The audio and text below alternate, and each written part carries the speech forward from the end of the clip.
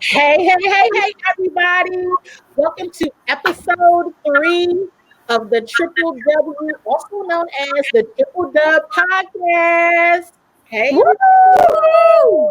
and Happy New Year. Yes. Happy New Year. I have my hat. Bring out the hat. There we go. Woo!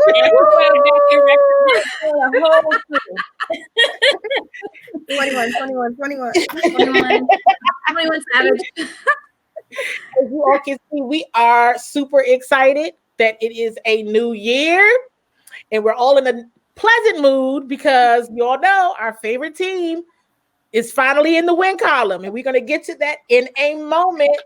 But we got to introduce ourselves first, everybody. This is your girl, Seawall, and we also got to share the songs that we're vibing to right now. And we had a conversation with the ladies about the songs.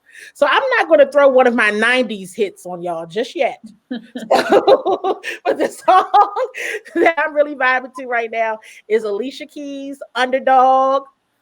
I'm a sucker for the underdog, y'all. So it came on during a workout and I was like, yes, this is my song. So with that being said, I'm going to turn it over to Carita to introduce herself in the song that she's vibing to this week. Hey, everybody. It's Carita back again for another episode of the Triple Dub.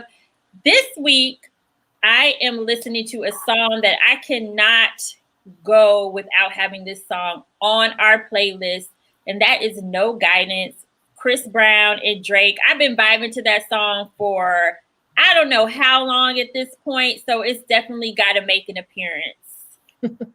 And with that, let me give it over to my girl, Becca. Hey, everybody. I'm Becca. And I'm going to give you guys a throwback. My song of the week is So Into by Tamia and featuring Fabulous. The remix is where it's at, guys. And shout out to her husband, Grant Hill, who is a former NBA star. So that is a song that I've always been able to put on shuffle, or repeat, over and over again. So I got to throw that in the mix. So Bre, what is your song of the week? What are you listening to? So my song is called Good Vibes, and it's by Alma. I'm pretty sure that's her name, Alma. And, because we're in a new year, we need all the good vibes we can get. Last week in our episode, if you missed it, we saged, and it worked. So we're going to It worked beautifully. Yes, we're going to keep these good vibes going. So, and speaking of the Wizards, Carita? Yes, it's that time. You tune in to definitely hear about the Wizards. And as Bre said, we saged in the new year, and they won. They are currently 2-0 in 2021, and we're hoping they keep that vibe going. And you know what? You know how that makes me feel? I got a clip to show you how that makes me feel. Developed so much on both sides. And Jim, you talk about guys that you would pay to watch. Bradley Beal putting on a show. I would pay money to watch Bradley Beal at this point. He's become that good and that fun to watch. You got a point. But he's just got all the bags of tricks, right? He's like Paul Pierce. Robbing the cradle. Just like Brad, that is how we are feeling today. Wizards, they started off, they beat the Minnesota Timberwolves by a landslide, 130-109. Then they followed it up in a tough matchup, that being the fact that they were 0-5 prior to that. Yeah, they beat the Timberwolves. But the Nets, who are favored to win the East, they beat the Nets too in a very, very close game, 122-123. And in both of those games, your leading scorers were Bradley Beal, Thomas Bryant, and then, Russell Westbrook, he rests some games, so he didn't play in the Timberwolves game, but he had 24 points in that Nets game. It was really, really a team win. And so I want to ask you, ladies, what stood out to you? For me, the way they fought in the Nets game to the very, very end, really stood out to me because that's the type of game that the Wizards have been known for letting go late in the fourth quarter, and they didn't let that happen. So yeah, let me ask Candi, what stood out to you in these wins? I wholeheartedly agree, Carita. They didn't melt down. I call it the meltdown. They did not melt down in the fourth quarter. Now, I know what folks will say. Let's just be honest. They'll say, well, with the Timberwolves had two of their starters out. They'll say with the Nets haven't been playing that well since Spencer Dinwiddie got hurt. And all of those things are true. So that means that the Wizards handle business as they should have. So that is exactly what I like to see. I like to see them handling business as they should. Absolutely agree. What about you, Bre? Yeah, I agree. Same thing, Candi. Even though in that Brooklyn game, the Wizards were 16 of 50 for Russ and Beal, which is not great, but still they were able to pull it off. Like, for them to not have their best night and still come out with the win, like, that's a great sign for the Wizards, even though it still shows that we definitely need more improvement, but we're trending in the right direction. So that's a good thing. And for the fact that they got, start off the year with 2 wins, now the momentum is in the right direction as well. Yeah, I'm going to credit us for the sage. Yeah, we got them right. What about you, Becca? We hooked them up. To add on to Bre, I like to say, we are undefeated in the new year, and I hope that we will stay that way. I'm going to manifest that. But I have definitely seen some improvement in the defense. It is not perfected. It is not flawless. It is not, I don't want to say great. It is improving. We are taking the steps to get to where we need to. And if we already have the offense, the Wizards have the offense down. If they can continue to improve their defensive game, I mean, they can stay in almost any game against any team. So the turnovers were slightly less. I mean, they're in the incline right now. So yeah, they cut back on some of those mental mistakes. And yes, to your point, I want to play this clip by Thomas Bryant. After the first win, I asked him what the differentiator was for the team, and he kind of said it was that communication which led to the better defense and a lot of what we talked about. So let's play that really quick. I just want to ask, from your perspective, what would you say was the biggest differentiator tonight that contributed to you all being able to get this win and finish this game? I have to say the constant communication. That started with me out there on the court.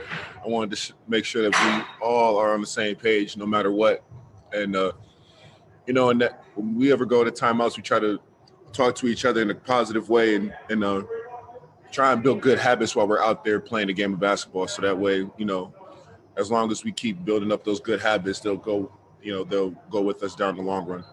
So I absolutely agree with TB had to say right there. Like, that communication is going to absolutely be key to this team moving forward. Someone else that I want to bring up is Denny. He had like his first double-digit game. But after the win, he also just talked about how this team can be good moving forward, and they just needed to get that first W. So let's take a listen to what he had to say as well. For sure, we got some off our back. I mean, we needed that first win to get our confidence. So I think we're a great team. I mean, don't get me wrong. We can lose even 7, 8 straight losses, and we still believe in ourselves. I mean, we've been through worse situation, and we came back from worse situation. So I'm super positive about this team, and mark my words, we're gonna be good. We just need to figure things out. Just play hard, play defense, and when we play simple and when we play defense, we're playing very good. So I'm all about positive. Love. Positive. Right? I love the way he talks. Yeah. He talks with such positive energy, and that is something that the Wizards could always use more of. Absolutely. And I mean, tying into that, Becca, last week, Candi asked an important question. She said, should we panic? And then the Wizards won too. So my question that I want to pose is, do we think that this team is finally turning a corner? Bre, what's your thoughts on that? I mean, similar to what I said previously, I mean, I think that we are definitely, the momentum is in the right direction. And so we are headed that way. I think the guys are gaining more confidence now. Like Denny said, he's won his first NBA games. We've known that he's played professionally for a few years now, but it's a whole different game when you're in the NBA. And so I think for him, being able to finally work through those kinks from before to now land these real wins is a big step for him. Russ also, I mean, it was funny during one of our press conferences that that someone had asked, how it was for him winning his first win on the floor. But he was saying, no, like both of these wins that we got, it was a team win. Yeah. I contributed in a different way. I might have not played, but I contributed to that win as well. And so just for all of them taking accountability, all of them working together again as a team, I think it is going in the right direction. We'll have to see what happens in the next game if they can keep it going. That's the key. Right. Becca, what are they turning a corner? Is it I want to say yes. With the undefeated, first of all, they're going to go 3-0 tomorrow in 2021. But I know you heard it here first. You heard it from the girls of the Triple W pod. I want to say they are, because after all of those losses, every single game, everybody has said, we need to correct this. We need to fix this. It wasn't any excuses. And they all said, like Denny said, like, we are a good team. You need to be patient. The fans need to be patient. Everyone needs to be patient. We will be a good team and we will figure it out. I have not heard anybody from this team talk like that ever. So I think the fact that they're still very confident in themselves, despite a 2-7 start, or 2-5 start, that speaks volumes. I think they're very confident in themselves, and I think that goes a long way. I don't think the team was like that previously. So I want to say yes. Yeah, when they were losing in the beginning, they still managed, obviously their spirits were a little down, but they still managed to have a positive attitude, and I really picked up on that too. Candi, close us out. Yeah, I think they are. I want to piggyback on something you all have said, and that is just kind of taking us back through the last week, because when they lost to the Bulls twice, right? And they're kind of homestand against the Chicago Bulls. But to you all's point, there was still the positive vibes. And of course, when you hear Coach Brooks say this is a good team and he has all the confidence in the world, that's one thing. But when you hear Russell Westbrook say it, you hear Brad say it, we just, Carita, you just showed the clip of Denny saying it. That means something. If we all recall last week, the team had like a team meeting of sorts in the locker room and to talk things out. We know that Russell Westbrook took to Instagram and tagged all of his teammates in a very inspirational quote and just basically showing his leadership. To your point, Bre, no, he wasn't on the court on Friday, but he's very much a part of this movement of momentum, I should say, of just positive vibes. They truly do believe in their skill sets and in each other. They take on the 76ers again. I'm with Becca. I do not think they're going to lose to the 76ers again. Not tomorrow. So I'm looking for them to be 3-0 in 2021. And I'm loving the energy and I'm really liking how it's all coming together. Because I was panicked. I was out of here. Like I said, I can't. Well, I can't look. Rightfully so. But we talked about like that chemistry and them coming together and really figuring it out. And someone who is stepping up this season and starting to really stand out is Thomas Bryant. Like we've all watched him over the past couple of years, and he was very pivotal in the Wizards' win against the Nets. He got that rebound. He made the game-winning dunk. And after that game, Coach Brooks and Bradley Beal, they talked about how much Thomas Bryant has grown. And just a couple stats. So he's posting up career numbers. He's averaging 17.9 points a game, shooting a career high 66.7% from the field, 71.7% from 2-point range, and he's averaging 6.7 rebounds per game. That's second behind Russell Westbrook, because we know Westbrook is getting them triple doubles. So Thomas Bryant is really taking a step forward. So let's listen into Brad, who he's always been close to, talk about how TB has grown this season. But TB's been awesome. I told him after the game, I said, growth. Like, that was the word I said to him. Like, he's been growing every single game this year. Like, last 2 games, he was 17 out of 18 from the field. Like, he's just been playing dominating basketball. And the thing I love about it is that he's always willing to learn. He holds himself accountable. You know, you don't see that a lot. Like, I kind of think he's similar to me mentally. Like, he puts so much pressure on himself. He wants to do so good. You know, he wants to get better. He wants to contribute to winning. And that's what I love about him, man. And the fact that he's willing to sacrifice everything, you know, for the betterment of the team. So my question, ladies, do you think, I know it's early, but do you think this is going to be a breakout season for Thomas Bryant? Anybody who wants to take that first? Yes, I think it will be a breakout season for TB. Only because, I mean, we've clearly seen the last couple seasons the way he's steadily kept improving. And I think this season, now more than ever, he's shown his willingness to be better and his commitment to the team. And I think that that's going to carry him a long way. He has vets on his side. He has Brad. He has Russ. And it's gonna be a great year for him. Like, you can already tell. Definitely. Yeah, and I think one of the biggest improvements for him, and he's admitted himself, is to kind of check his emotions.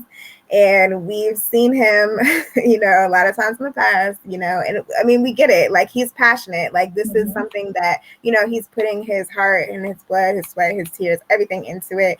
So we completely get it. But he, again, as we've all said, he's maturing. He's understanding that, you know, not every win is going to require to have to get that, you know, upset or that, you know, emotional over.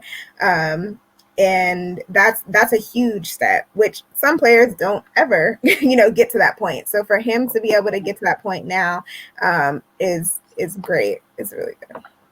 Yeah, I mean, this team needs Thomas Bryant. They need Thomas Bryant to be at his best. And to add on to all the great stats that Carita shared, I saw a stat earlier today that said Thomas Bryant right now is the second most efficient player in the NBA. You know, it speaks to how he's shooting right now. He's on point. He is absolutely on point. And, you know, I, for one, can be very critical of all the players. So it's like, we got to give credit where we got to give credit where it's due. And he's balling. And to Brad's point in the clip, continue to see Thomas Bryant grow. He can absolutely you might start thinking it is early, but if he keeps improving, I mean, this is like most improved player kind of conversations, you know? Absolutely. Yeah. Absolutely. And I was thinking also, if he stays at this same rate, like, he could be in consideration for All-Star as well. Oh, I mean, yeah. about that too. So, and he has the attention of the national media as well. I mean, it's great hearing, like, listening, you know, to other reporters stuff saying Thomas Bryant. Like, that's great, you know, to hear that and to hear them talking about him on such a high standard, which is good job. The balance in his emotions. The balance in his emotions and the game are like finally coming together. So I love it. Great job, TB. Keep it up. Yeah. Love to see it.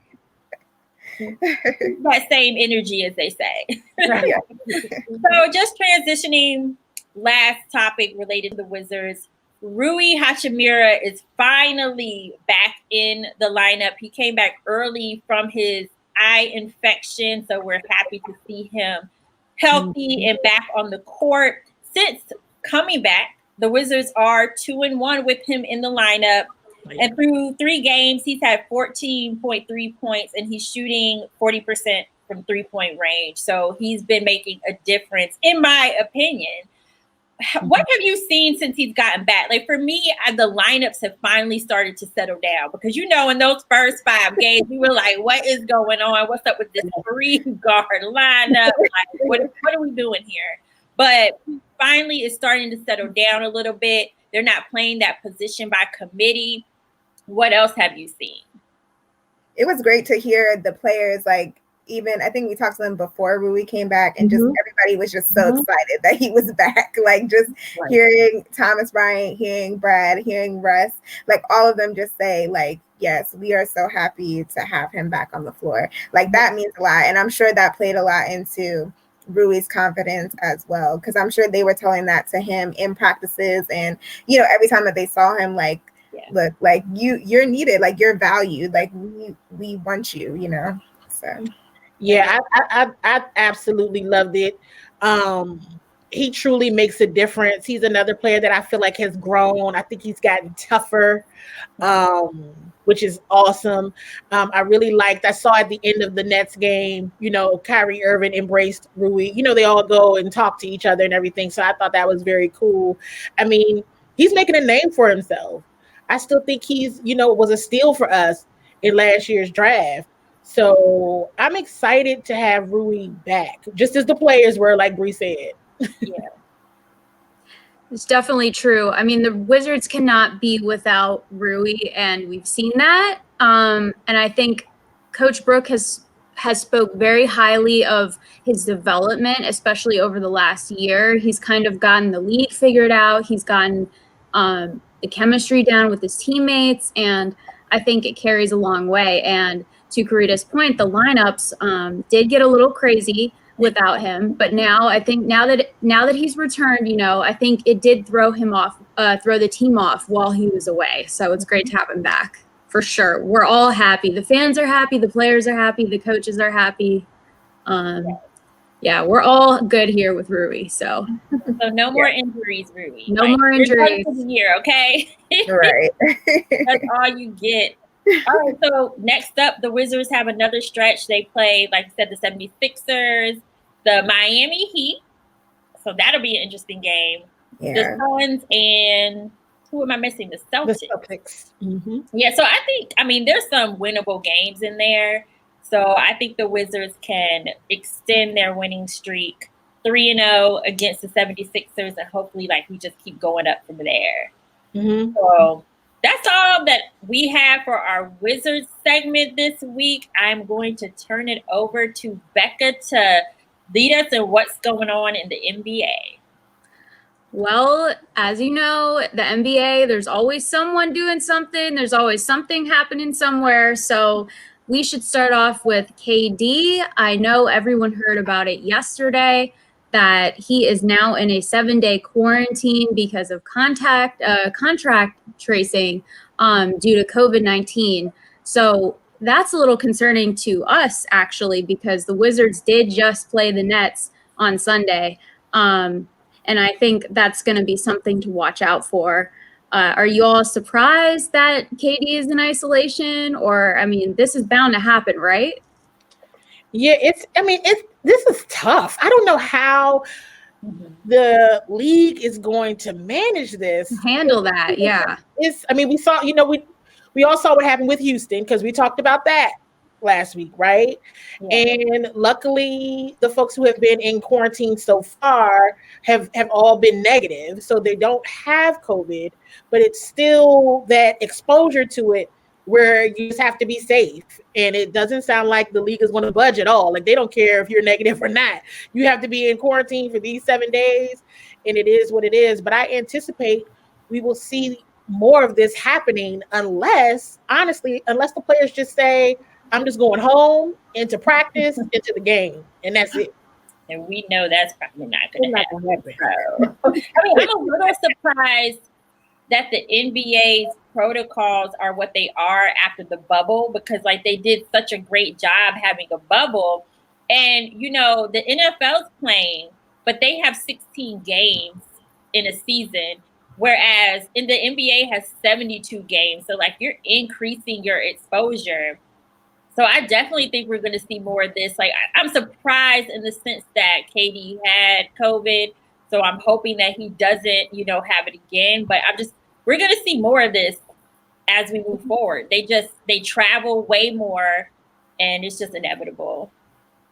We have to roll with the punches. Mm-hmm. Yeah. It is unfortunate because Katie and Kyrie were trying to get their groove together, and now he's going to miss these 4 games. And so now it's back to just basically Kyrie again. Leading the team. Of course, there's a lot of other great players on the team, but so that sucks because that just, messes up their balance. Not that we really care. It's fun. But I was about to say, I was like, hey, that's not the worst thing. Not that way. We didn't want it to be like that. But we wish the best for him, and like you guys all were saying, unfortunately this disease has not gone away, so we are going to hear more players have to do certain things like this as we continue to go on, unless randomly they're going to just start a whole bubble again. I don't know, but which it wouldn't be bad if it's for your safety, why not? But so TBD, I guess. Well, time will tell. Right. You really can't. This is the first time the world has experienced this disease, so we have no idea what will happen. So I guess we'll have to watch for that. So that was topic number 1 on my list. Topic number 2 is none other than Mr. Steph Curry, who had the game of his life versus the Portland Trail Blazers. He had 62 points, a career high. He shot lights out. I had to write this down because it was just a lot. 18 for 31 from the field. 8 for 16 from threes. That's 50%. And 18 from 19 from the line, which is a better stat just for him for free throws than the Wizards as a team. So the fact that he got to the line 19 times. Apparently it was in response to some sort of criticism that he had received from a Dame, if I'm correct. Candi, do you know more about that? So I'm going to pull this up. Let me just also say, I'm a Damian Lillard fan. I love Dame. I love him. But 2 days before this game on Sunday, where Steph dropped 62, Damian Lillard made a comment about Steph, which he's saying that it's tough to get those quality looks right now. It's different than what it's looked like the last 4 to 5 years. And of course, it was like, ooh.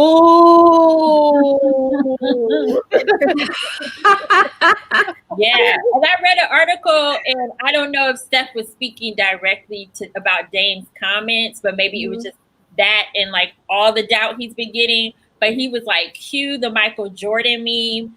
I took it all personally. Yeah. Yes, he did. Listen, that's what it takes. I heard that of course, I need to go back and listen to the full interview, but that Dame wasn't really directing it towards Steph, but because of what, everything that was going on, a lot of for him, like what Carita just said, he took it personally and he showed out, and that's fine. Yeah. What's funny is guys who are competitors, if you listen to Michael Jordan talk or if you listen to Kobe talk, all they need is to think that they got slighted. And that's a little something. That's have to be about it. But if they think it is, it's oh, okay, let me show you. Yeah, exactly right. And the reality is Steph Curry is still Steph Curry. We know the injuries have plagued the Warriors, but he showed everybody on Sunday, I'm still here. Still, nothing's going to stop him. Still, I get it that people were that people were like, what is going to happen with the Warriors, just because last season they went from being champions to being the last place in the whole league. And so, but again, they didn't have they weren't fully loaded. So the fact that now that Steph is back, Draymond's back, Unfortunately, Clay is out, but now that they do have their weapons back, it doesn't make sense to really doubt them. Like I don't get that, but. Well, listen, if that's what players need to get the games of their lives, hey, Beal, Westbrook, I don't know how good y'all are doing these days. Like, I want to see y'all go off too. I mean, whatever it takes. So, Steph, congrats to you. Keep doing your thing. If you could throw some shade towards Westbrook or Beal, like I wouldn't be opposed to it. I won't judge. They'll show out. Next topic. Call Westbrook an old man or something like that. Westbrook, you're washed. Now, we want to see 62 on him. I want to see Westbrook drop 80 points. So speaking of great performances, we do have to give a shout out to our guy, John Wall. He has been rocking out down there in Houston. I want to show a little clip of just what he's been doing. Take a look.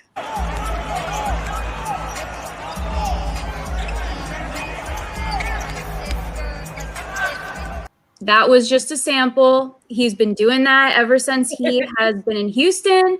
Yeah. So am I surprised? Are you surprised? Obviously not, but great to see that. We're always proud of him. So shout out to you, John. Vintage W. Yes. And he actually made a record, I guess. He broke a record too. He and speaking of Michael Jordan, him and Michael Jordan are the last two players with 50 points in their first two games after missing 2 years. Now this is a very random stat, but that hurts. That hurts. It's like, oh God, what kind of year is he about to have? Right. He played like he hadn't been sidelined for the last 2 years. I mean, roll out. For sure. We knew he would, but right. We knew this was coming and we just wish it was on the Wizards, but it's okay. We're okay. As you listen, John. We're coping. There we go. We're still watching you from afar. We're still rooting for you. But yeah, just keep doing what you're doing down there. I was not aware of this press conference prior, but I just want to show you a very offensive clip that I saw earlier today. Check this out. Leonardo Torres. James, in relation to last season, do you feel that you have less talent on the team? What was the question? Leonardo. James, in relation to last season, do you feel that you have less talent on the team? I don't understand the question. We'll move on. Brian Deerfield. Come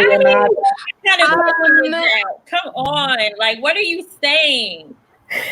And I don't really know if James didn't understand the question or if he was just trying not to answer that question. But either way, good job, James Harden, because I think it was a little bit of both because he's not taking that question on for sure. Yeah, he did not fall for the trap, which is right.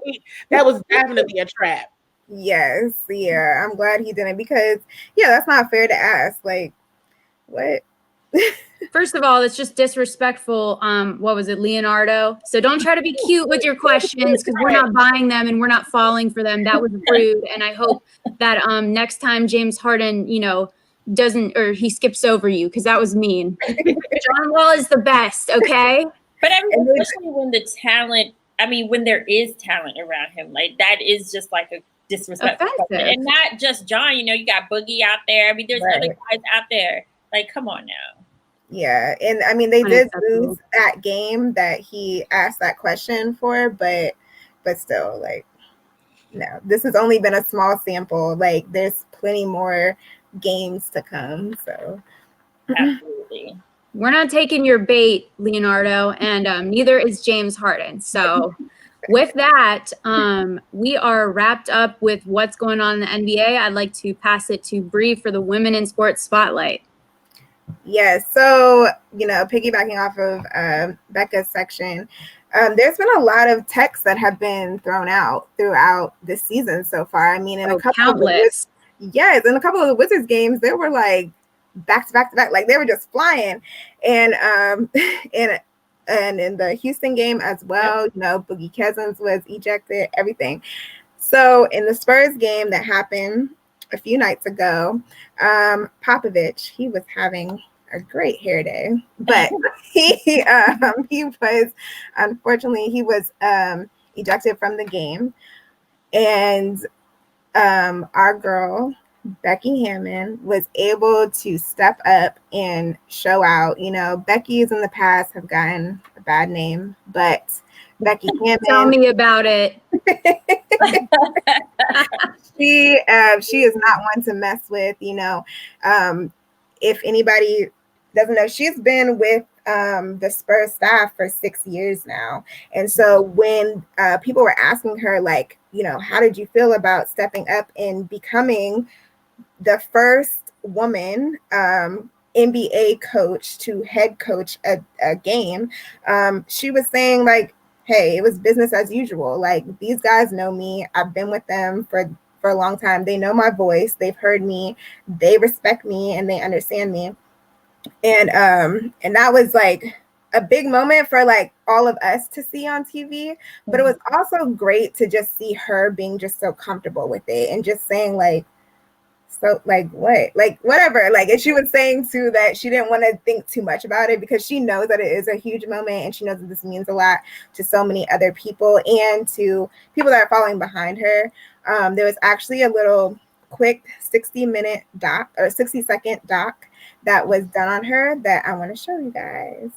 In San Antonio, the path that I'm blazing, it's a path of resiliency. I'm Becky Hammond, and I'm a female coach in the NBA. I've been an underdog my whole life.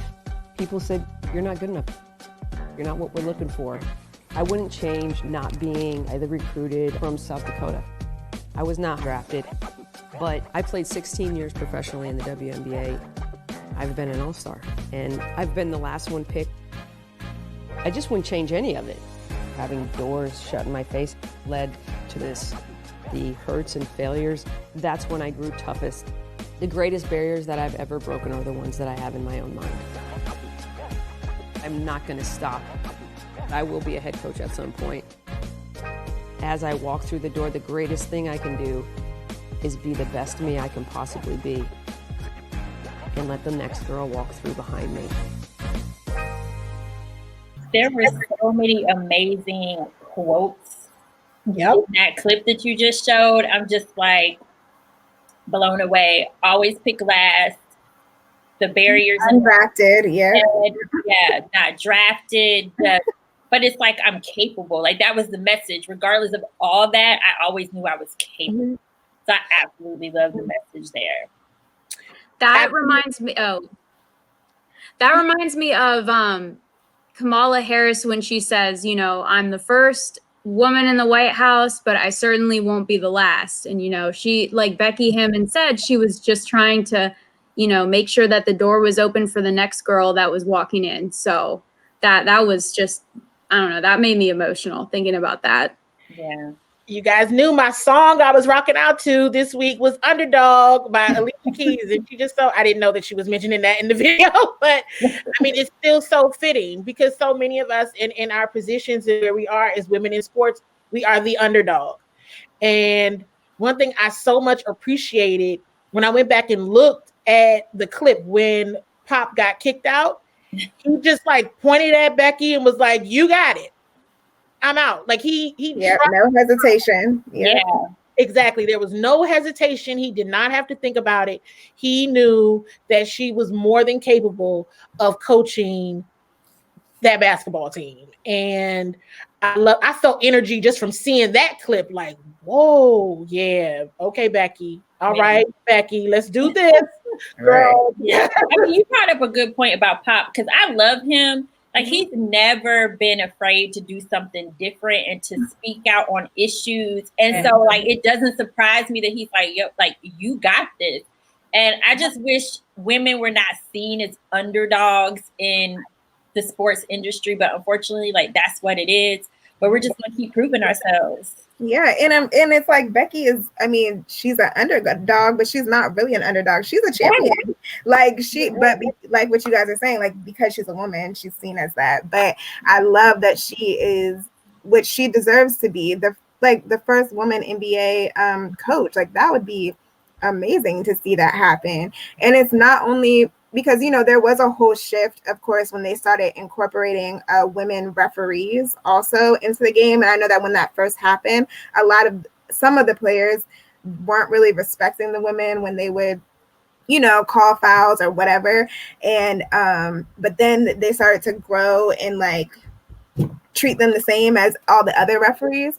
And so the good thing with Becky is that she's already coming in with respect from all the players. Like all of them know her, they know her resume, they know her work, they know her voice, and they respect her. So I think that if she was to replace, not saying that we want Pop to leave, but if she was to replace him, you know, I don't think that it would be like, oh my goodness, like what's going on? Like, no, I think people would be like, okay, all right, let's keep it going. Like, let's go. And and some of her accomplishments, you know, she helped lead Colorado State to its first 3 NCAA tournaments. She was Colorado State's first ever All-American in 1999. And she's the all-time leading scorer, regardless of gender, for Colorado State. So she's been putting up the stats. She's been making her name known for many years. And like what Becca said too, whether it's Becky, whether it's Kamala, whoever it is, like, you know, there's lots of women in 2021 for the young listeners, viewers, sports lovers, you know, just women all over to look up to. Of course. Awesome. Well, Becky Hammond, we love you. Yes, we love you, Becky. You are such an inspiration. So we'll have to keep her on our list in case we can get her on the show. She's definitely on our list. If you're listening, please, we would love to have you on. Yes, because we know it's going to be more. There's going to be more things that she's going to accomplish. So we'll be talking about you a lot more, Becky. For sure. Well, ladies, we have come to the end of episode 3. Yes. If you all have been watching along with us, woo! I get excited. No, seriously. But before we close out, we always have to tell you guys where you can find us on all of social media. So you can find me, Seawall, at Seawall Sports and Entertainment on Facebook, at Seawall Sports on Instagram, and at Seawall SE on Twitter. Carita? Yep, you can follow me on Twitter at Carita C. Parks. That's actually all social media platforms. You can also follow my personal sports platform, Double Take Sports. That's at DBL Take Sports on all platforms. And my Wizards work can be seen on Sports Journey. Becca? You can find me as always. And actually, I have a new platform, Clubhouse. If you're on it, add me. If you're not, then you can't add me. But add me. I know I was telling the girls before the show, I said, I'm waiting for y'all to follow me back. So you can find me at Becca MVP, Twitter, Instagram. If you would like to keep up with our blog, Wizards Extra, you can find us at Wizards Extra spelled XRTA on Twitter, Facebook, Instagram, all that good stuff. And where can we find Miss Bre? Yes. Hey, everyone. You can follow me at Vids by Bre, VIDSBYBRE. I'm trying to tweet more. I'm not like a Twitter person, but I'm trying. So, you're on there. Yes, I'm trying to I'm like, let me get one out at least a day. But we're gonna get her on there. Yes, but still follow me. And make sure you follow all of us, all of our work for this podcast on Triple W Pod on Twitter and on Instagram. Yep. Thank you for tuning in. See you guys next week. Next Go week. Wizards. Yes, go Wizards. 3-0 coming right up.